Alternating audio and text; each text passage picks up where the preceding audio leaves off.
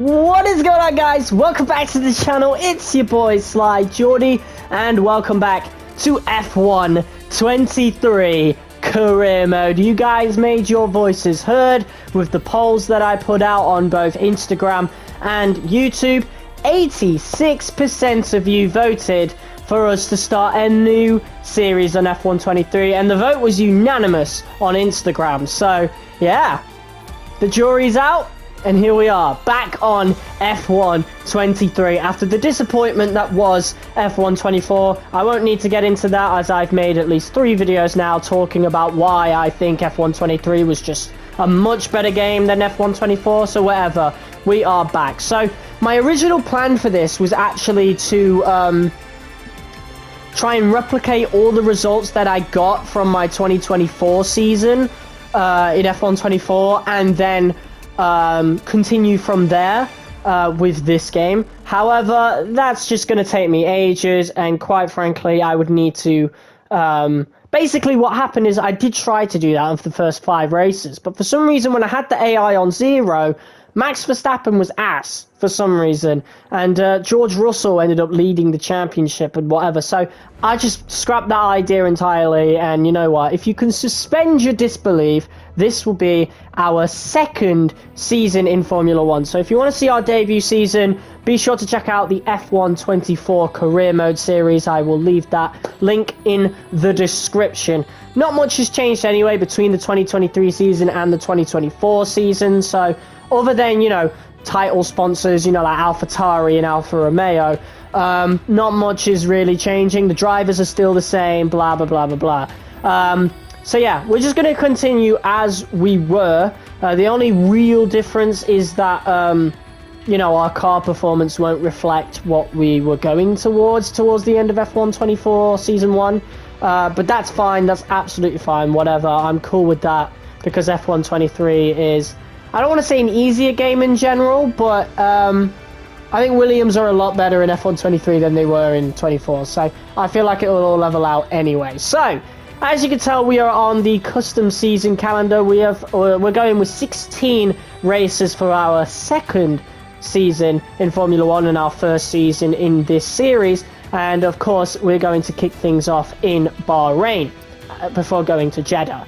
Australia, I've removed that. That is going to be our opener for next season. Yes, we are going to be doing about 3 seasons. That's what I have planned. We might do more. We'll see though, because you know, this is to tide us over until the end of the in real life 2024 season, and then we're going to play F1 2016 and do a season of that, and then we'll play F1 2018 and do a season of that. And I might feel completely different after doing them. Like I might want to do another 2016 season or another 2018 season, you know, and we might not want to come back to 23, who knows. But either way, yeah, Australia, that's going to be our season opener for next season, but our third round instead will be Baku, and that will also be our first sprint weekend. Then we will move on to Imola for round 4. This is one of my favorite tracks in the game. It really is a true showcase of skill, this track. That's why a lot of people use it to test the handling between F1 23 and 24. It is, you know, a test of skill, Imola, so whatever. Monaco, removing that for 2 reasons. One, because in real life, these cars are just too big for that track. Let's be real. That's why it's boring every year. Qualifying is great, but yeah, it's boring every year. And that being said, also, Monaco is one of the easiest tracks. No, it is the easiest track in F1 23 for me personally. I'm pretty sure we went through the entirety of the My Team season undefeated. My Team series undefeated at Monaco. Like, every time we went to Monaco, we won here. It was a guaranteed victory for us. Even if our car was the worst on the grid like it was in Season 1, we still won at Monaco. Even if we didn't qualify on pole, we still won at Monaco. So that's not here. That will return at some point, but there's only going to be 1 episode of Monaco in this Driver Career Series, and that will most likely be the final season. And in our career anyway, we won this track in F1 24, I'm pretty sure. So, you know, there's not really much I can... what, did we win? I don't know. I'm pretty sure we did. I'm pretty sure we did. I'm not too sure, but either way, too easy of a track. That's not going there. Then we got Spain, Canada, Austria, Great Britain, then Hungary. I don't give Hungaroring enough. I don't give it enough love. Even though I do like this track very much, it usually ends up being binned. I usually cast it off when we do these 16 race length seasons. That's not happening this time. That's still there. Spa, obviously, that will always be there. Zandvoort will be there purely because of Max Verstappen. I don't really enjoy Zandvoort in F1 23 in particular, but it's Max Verstappen's home race. We have to have it there for realism, but I think in our final season we'll remove this. Same with Mexico. Then we move over to Singapore, as I really don't have that many night races in this calendar, and you'll see in a minute.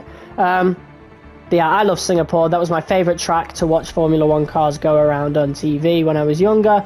So obviously I want that there. Suzuka, that's amazing. Qatar isn't the greatest in F1 23. It's a lot better in F1 24. And that's mainly because the start and finish line is like halfway, over halfway down the straight. Whereas in 24 it's a lot earlier, and in real life it was a lot earlier. But in this game that wasn't the case. It was the 2021 track, basically, I'm pretty sure. But yeah, it was too far up, and yeah, with a lot of setups. With my setup with Qatar, we were always a sitting duck down the straight. So whatever, that I'm cool with that. That's whatever. But we'll return Qatar at some point. As for this first season, no, I really want to enjoy this season. Texas, this has really grown on me. I actually still personally prefer Miami, but I know a lot of people prefer Texas, so we're going to go with Texas here. And we're only going to have one US GP per season, so next season will probably be Miami, and then the season after that will be Las Vegas. Who knows?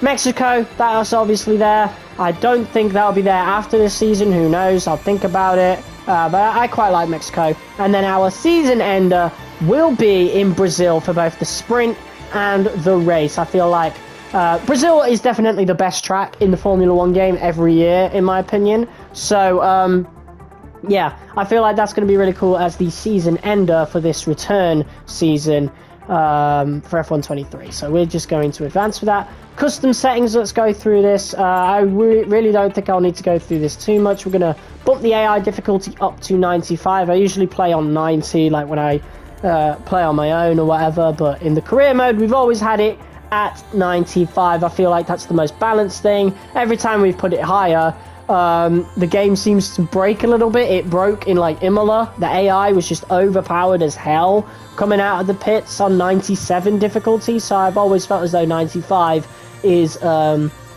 best that we can do here. So we'll stick with that. Weekend structure, we're going to go with the full qualifying format. I always missed that, and we're going to go with the 35% race length. I've always felt that was the better one. Obviously we'll go approximate with terms of weather and time of day. Career settings, I'm pretty sure we leave this all default. The fault frequency, we always have that at standard, so that's okay. Simulation settings, let's go yeah, car damage, need to put that up. Put these up to standard, I think. And collisions obviously on. You could turn them off for career, that's crazy. Rules and flags, right. Oh mate, I missed these. Actually, that is one thing I've never really mentioned when bashing F1 24. It's the rules and flags don't even work, you know? But we're going to have the red flags be standard for this first season. And then the safety car can be increased, maybe? I don't know. The safety car gets increased a lot more in real life. Gets deployed a lot more in real life. So we'll see. Yeah, we'll have that be increased. No, because I remember it being quite ridiculous in this game sometimes with the amount of races that we have the safety car out. So, you know, I'm going to leave that standard. Formation lap, we're going to have that on. I turned this off after the first couple of seasons in F1 in the My Team series, so we're going to keep that as it is. Corner cutting stringency. I'm going to keep that regular. Any of you have a problem with it? Suck your... No, whatever. Audio settings. This makes a world of difference. Always use cinematic, always. Everything else I think could keep the same. I think we're pretty much done. So let's confirm those settings, start the career with the selected options. Yes, right. I'm going to go through this really quickly, and then you guys will be able to see our helmet reveal very, very soon. So here we are. Here we are with the helmet reveal. What do you guys think? I don't think it's too out there, but I really do like the design on this one. And we've got a mix of blue and purple. The blue of Williams, of course, and the purple of, well, us, you know, the channel.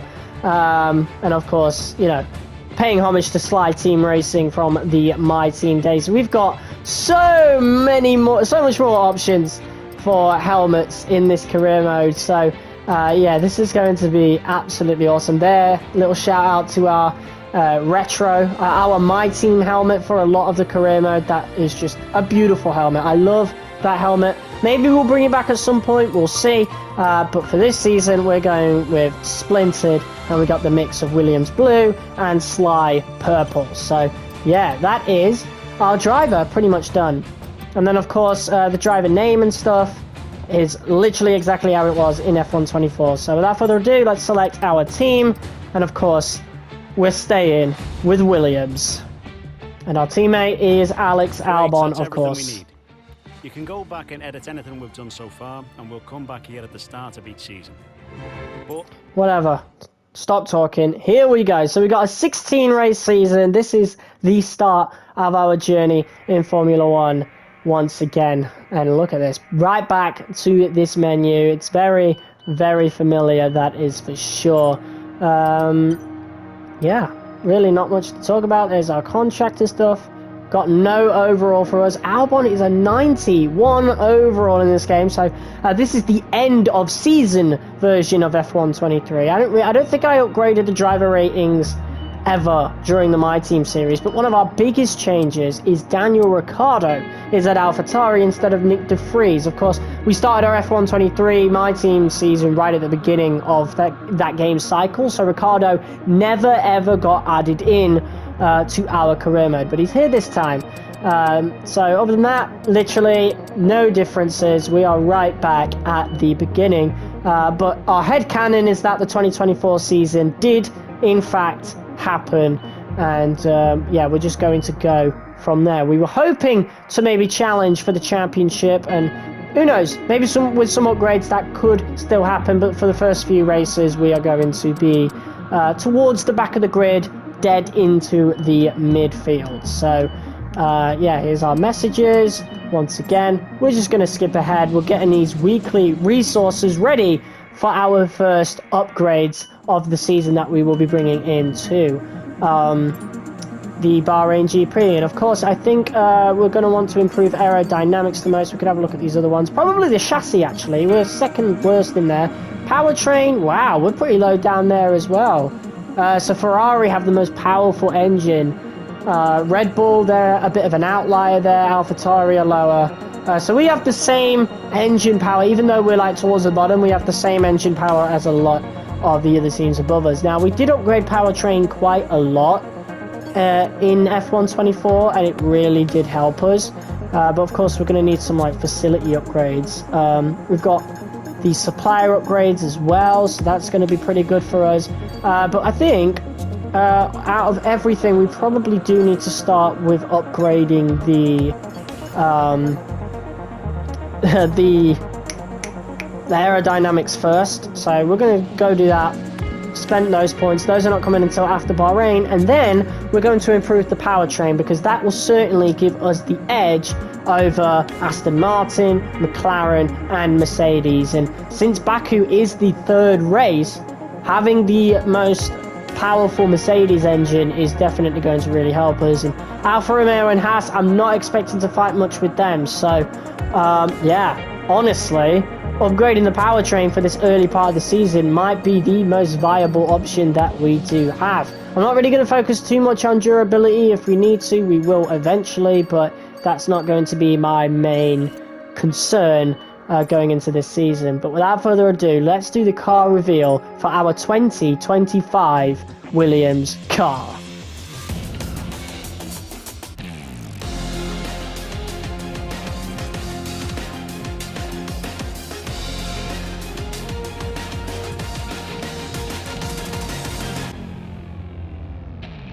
So, very eerily similar to the 2023 car.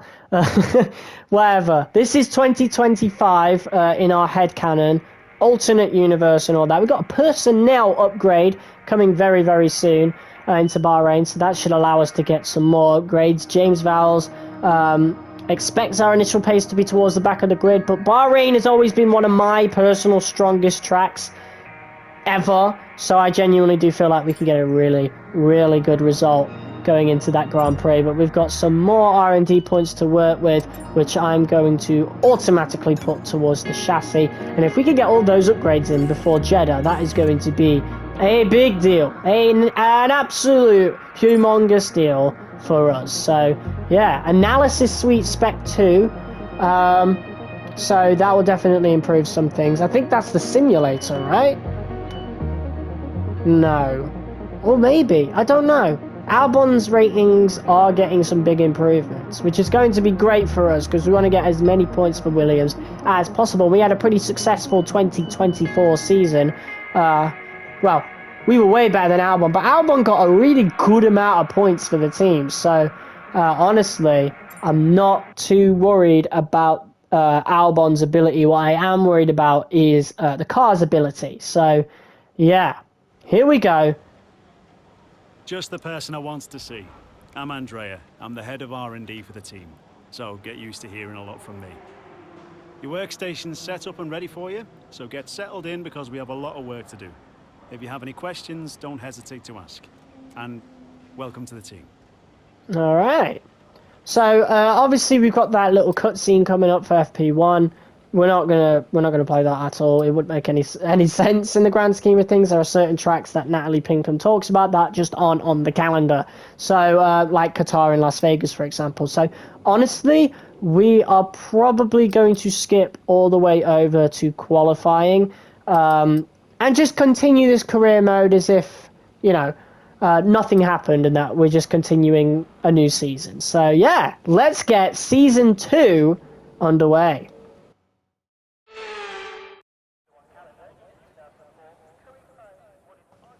A pretty weird cutscene, to be honest. We don't have the music because, well, one of the features of the soundtrack is if you actually use the proper soundtrack and not the theme soundtrack, it just mutes all music entirely, which is a good thing if you don't want to get copyrighted on YouTube, but I didn't know this, and therefore it's not in the rest of the video neither, including my team menus. Not my team menus, just the career mode menus. So luckily, you know, I didn't do that at the beginning, and for episodes after this, we won't run into the issue again. But yes, here we go, coming out of the pits for the first time for our first qualifying session back on F1 23. Man, it is so good to be back with this handling model. It's not the perfect handling model, of course. Of course, there are elements of F1 24 that I do prefer over 23, but, like, it's little things, you know?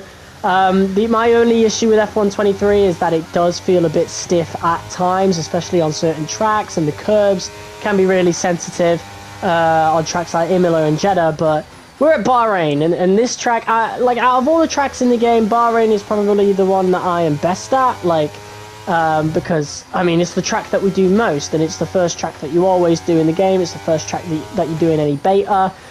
So I'm feeling quite confident coming into our first qualifying lap, and so far it feels pretty good. You know, we've got a couple of cars behind us, both being the Alfa Romeo, so I'm not that worried if they get a slipstream off of us, because I genuinely do think we'll make it out of Q1 quite easily. Who knows though? Again, this is a completely different F1 game. You know, I think we had a completely different handling director for F1 24, and they just had no idea what they were doing, really. And I said it from the beginning, like, we didn't really need the change in handling, but, you know, I've seen some YouTubers run into long-term career issues, like only having a handful of teams to select from in between seasons if they wanted to change team, and that's something we're not going to have to deal with here in F1 23. So yeah, that's a really good sign. But there you go, our first lap, and it's exactly how I thought it was going to be. A really, really strong lap for us, and that gets us through to Q2. Peculiar though, Albon actually finishes dead last, so I wonder if he ran into some issues or if, you know, he was the only one on track that didn't get like a slipstream or whatever. But yeah, we are the only Williams moving into Q2 now, hoping to get into Q3, and I think we can do that quite well. Of course, we have the advantage of having the Mercedes engine, which is one of the more powerful engines on the grid. Only Ferrari is stronger than us, and I guess Alfa Romeo and Haas are there as well, but they don't make it through to Q2 like ever. So, or well, Q3, they never really challenged for it. But for us, it's really good, and we also have a setup on as well, so it makes it even better. So I'm hoping to at least be able to compete with the likes of Mercedes and McLaren, of course. But yes, this is our second lap here in Q2, and yeah, pretty easily make it through again. The only people who set a faster lap than us initially was Verstappen and Piastri, but we're able to make it through quite comfortably. Zhou Guanyu did quite well in the Alfa Romeo. He gets a P13, so that's a really good qualifying position for him as we now set up for our one and only lap of Q3. Of course, I forgot to do my tyre allocations before even going into this race weekend, so we've actually ended up with only one set of softs left, so we're not going to be able to use any set of softs in in the full race neither, unfortunately. But it is what it is, you know. Usually it's a mediums to hards or a hards to mediums strategy anyway, so we'll just see what happens. But yeah, so far we've done really good, and you know what, even getting into the top 10 is good enough, but we'll see just how far we can push this. You know, I did say I was hoping to compete with the Mercedes and the McLarens, but we've also got the Aston Martin of Fernando Alonso, who is always a rival of ours in Season 1, it seems. You know, with F1 23 originally, with the My Team series, and then of course F1 24 as well. Fernando Alonso is always there, you know, with that Aston Martin. He's really pushing that, just like we are really pushing this Williams, and we'll be hoping to at least get somewhere near the championship this season. Who knows, it probably won't happen, judging from the pace that we have so far, but you never know. Never say never in Formula 1. We might, you know, we might make some massive gains in terms of upgrades, but yeah. Oscar Piastri sets the fastest lap. He is looking really quick in that McLaren this weekend. Max Verstappen, though, he beats that 129.8. That is a monster time from Super Max right there. I don't think we're going to get anywhere near that, but Perez is P9, and we are actually going to beat his time. So we've beaten one of the Red Bulls, which speaks volumes. So clearly it's about the driver and not the car, at least when it comes to that situation anyway, as Max Verstappen qualifies on pole, and we are all the way down in P9. So let's see what we can do with that. But before we get into that, we have enough R&D points accumulated from the practice sessions to actually make a couple of upgrades. So we've got an aerodynamics upgrade here that will come just after the Saudi Arabian Grand Prix, and we're also probably going to pick up this durability upgrade as well for the gearbox. So without further ado, let's go to the grid. No more testing, no more practice. This is the real deal, and it's make or break here at round 1 of this year's Formula 1 World Championship. Formula 1 returns to the desert today on this exceptional 3.36-mile circuit. 15 corners provide plenty of overtaking opportunities, and it could be a strategic race, this one, with Sakhir notorious for eating up the rear tyres. Watch out for drivers managing their rubber at some point during the Grand Prix. Let's run you through the driver grid order for today's exciting race. World champion Max Verstappen starts from pole position, and Oscar Piastri completes the front row. Looking at the rest of today's grid, we have Leclerc, Hamilton, Sainz, Norris, Russell, Fernando Alonso, Perez, Ocon, Gasly, Zhou, Stroll, Tsunoda, Hulkenberg, Magnussen, Bottas, Ricciardo, and Alex Albon picks up the last spot on the grid. Now it's almost time for lights out, so let's go down to the track. A new season then, a clean slate where anything could happen. Anthony Davidson is with me today as once again we get another year of Formula One underway. We're into those tense few minutes before the first race then. Everyone's a little bit nervous about reliability. They haven't been running in the hot, turbulent wake of other cars in practice. And they've not been pushing at 100% for long durations. Let's hope no one has to deal with any nasty surprises. Well, here we are on the grid, ready for our first race back on F123, the first race of the new season. And the default strategy, it's going with the meta for this career mode, which was always hards to mediums. At least it ended up being that way after season 1, if I remember rightly. But we're going to go mediums to hards because I want the quickest compound possible for this race start. I make up a lot of my positions at the race start, so yeah, I want to continue that tradition as always. And then of course towards the end of the race we might be in a little bit of more trouble, but who knows.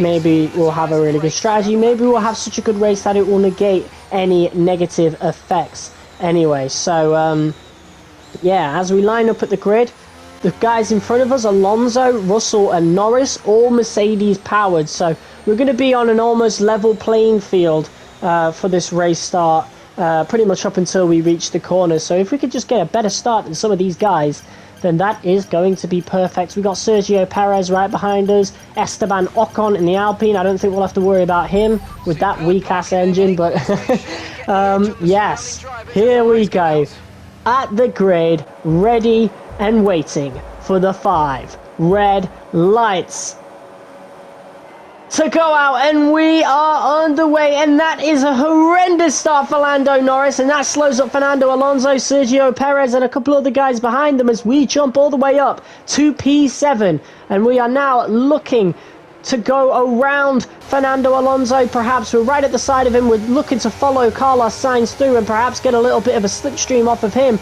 using a bit of VRS to get further ahead of Fernando. And Alonso will now have to contend with Esteban Ocon as we do move out of the way, just to give him a little bit more space, as he seemed to have outbraked himself, I think. I don't know, but he will now have to contend with long-time rival Esteban Ocon, and we have a little bit of space to start pursuing the top 6. It is a great, wonderful start for us. P9 to P7.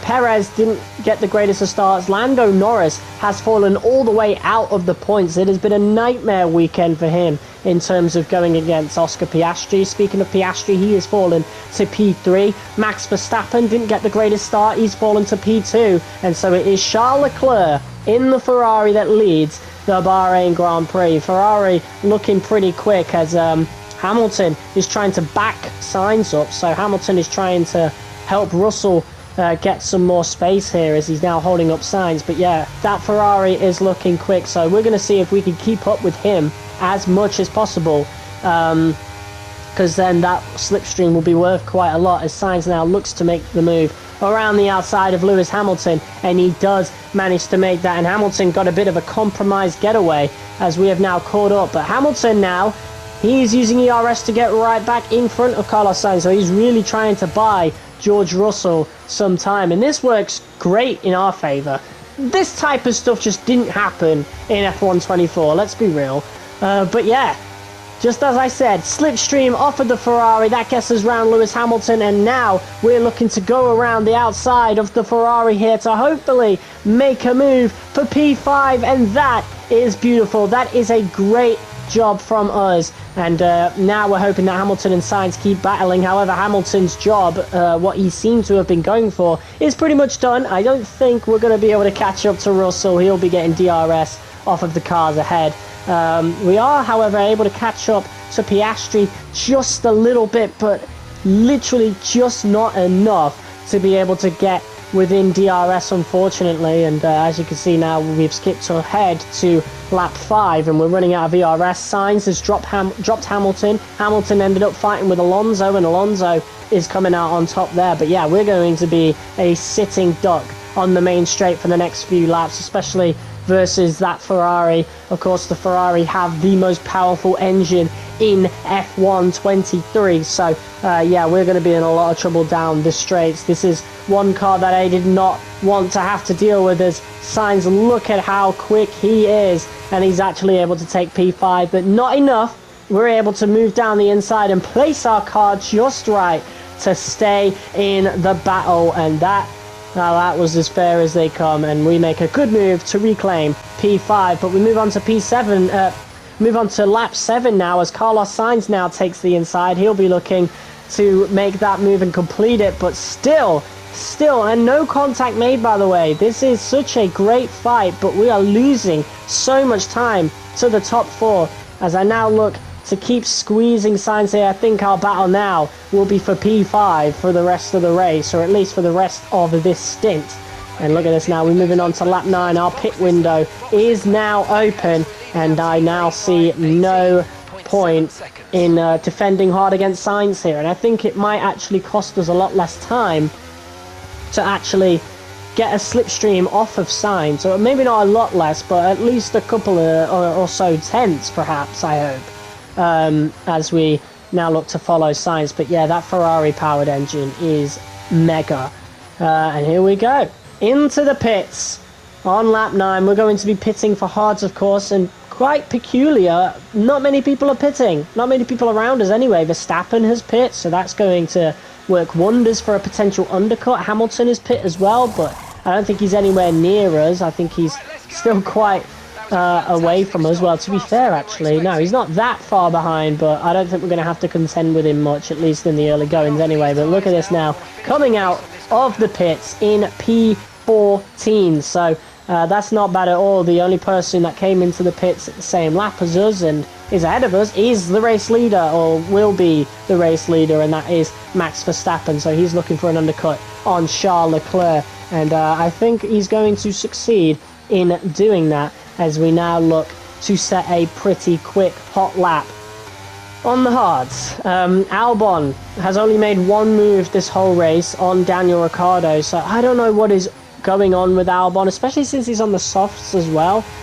I don't know. He's like a 93 overall, something like that, in the career mode right now for us. It's proper strange. I really want to understand what happened with Alex Albon, but yeah, we've jumped up to a P8 after this lap, and now, and look at this, oh, and there's a car slow, yellow flags, it's George Russell. Oh, that must be heartbreaking. He was having such a great race. That would have been a guaranteed P3, because I don't think we would have caught up to him anytime soon. And now I guess we're going to be net P3, as we now overtake Norris, we overtake Alonso, we overtake Sainz, although Sainz has actually had some pretty good laps. So he's not that far away from us, but 2 seconds, that is a pretty big gap, and that is a lot for us to work with. Oscar Piastri leads the Grand Prix, and he's in the pits now as we now are about to pass him. However, he's had a great stint. He'll be right behind us, and I was actually gaining, like getting away from Sainz, but now Piastri might be the spanner in the works. If he starts fighting with us, we are going to lose a decent amount of time. And to be fair, Sainz also pitted, what, a lap after us, so he's on fresher hards. Piastri is on 2 laps fresher hards, so or is it 3 laps? I don't know, like, it's crazy. Piastri is on really fresh hards, so he has had a really good race, especially compared to his teammate Lando Norris. And look at that, Max Verstappen did manage to make the undercut work, as Piastri now makes the move on us. And Verstappen, yeah, he really made that undercut work, and he's also on the mediums as well. That is going to be a guaranteed race victory for him. So a really good start to the season for Max Verstappen, as we defend quite well against Piastri. However, Sainz, I did say that Ferrari was looking quick. He has set the fastest lap, and it does make you think, if Leclerc had picked the same lap as Verstappen, perhaps he would be winning right now, as both Piastri and Sainz overtake us. So yeah, maybe we should have waited an extra lap to go onto the hards. I don't know, maybe we would have done fine regardless if it weren't for Piastri, who knows. But yeah, we are now battling with the two of them, and I'm unable to make a move as there is absolutely no space whatsoever. A bit of contact between all three of us as I do manage to get past Piastri, but Sainz will be shooting off into the distance now. He will definitely be seeing that as a great opportunity, and that will be a double Ferrari podium. It could have been a win, but Verstappen and Red Bull, that's a great strategy from them. Perez isn't too far behind. He's in P7, at least not too far behind us anyway. He is ages away from his teammate, as usual, as now we've got to once again contend with Piastri, and I'm actually playing, this is what I like to call my slide tactics, slowing down before the DRS detection zone, so we get the DRS, and we are going to be able to retake that position, but it is a lot slower than it is vice versa when it was Sainz and Piastri overtaking me. So I think that really shows the effects of you know, the corner exit going onto that main straight, just in terms of how much better the other cars are in aerodynamics and chassis, and also just tyre life in general. Of course, Piastri's tyres are 2-3 laps fresher, so really we're delaying the inevitable, and it is only a matter of time before Piastri shoots off into the distance. But I'm not letting that happen. I am using ERS with the DRS as well, and we are once again going to retake that position. I really want that P4, but we do need to have better tactics. Of course, Piastri really aggressive there, pushing us out wide just a little bit, but we still take the position. But here's Oscar coming again. We need to be careful with this strategy. Hamilton and Perez, they're not far behind, and we really need to start worrying about them as Piastri finally makes the move on us, and now we're being pressured by Lewis Hamilton, the 7-time World Drivers' Champion. However, I think he picked the same lap as us, and he is also in a Mercedes-powered car, so I'm pretty sure we should be able to deal with him. But Perez isn't far behind. We have another car behind them. That is Fernando Alonso, I think. So yeah, we really need to do a little better here. We need to keep going as we are, to be fair, because we're doing quite well as now Lewis Hamilton looks to make the move on the final lap of the race. Side by side, going into turn one. I mean, look at the tyre life here. Imagine if we'd have gone onto the mediums instead. That would have been catastrophic. So I think we did go for the right strategy there, but that great defending there from me against Hamilton there. We have pretty much used our entire ERS tank. Piastri isn't too far away, to be fair, so we were able to get the DRS off of him at the very least, I'm pretty sure. So yeah, it's been a great race for us. P5 in the 2023 Williams. Yes, this is the universe where we're continuing from F1 24, I suppose, but this is still F1 23, of course. You know what, considering where the car is at, P5 is incredibly strong. I still want to know what's going on with Albon, that's for sure. But Hamilton is getting closer to us, less than 2/10 away from us now, and we don't have much ERS to work with, so we're really going to have to defend down this straight, the final straight before the main straight. We are going to be in a little bit of trouble here as now Lewis Hamilton gets the slipstream. Max Verstappen takes the win in the first race of the season. We're using the last of our ERS side by side with Lewis Hamilton as we come around the final corner, and that is a defense well done. It is a P5 for us in the first race of the season. All right, race over. Take care of the car on the way in.